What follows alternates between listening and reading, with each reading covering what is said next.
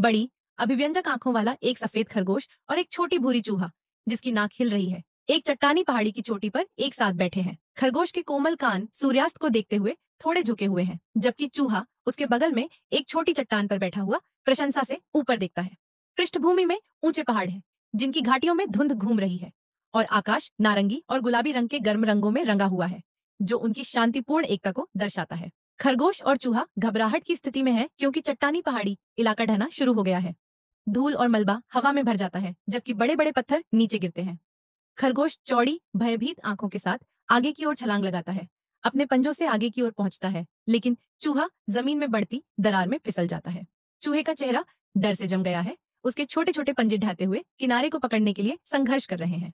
दृश्य तनावपूर्ण, गति और तत्परता से भरा हुआ है, जिसमें सूरज की रोशनी मुश्किल से धूल के बादलों को भेद रही है।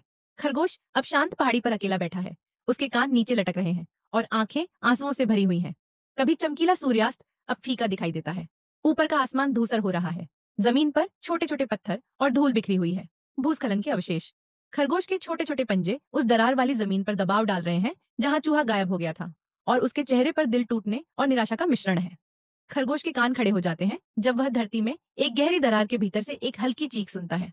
उसकी चौड़ी आंखों में उम्मीद की एक किरण चमकती है, और वह आगे झुकता है, उत्सुकता से अंधेरे में झांकता है।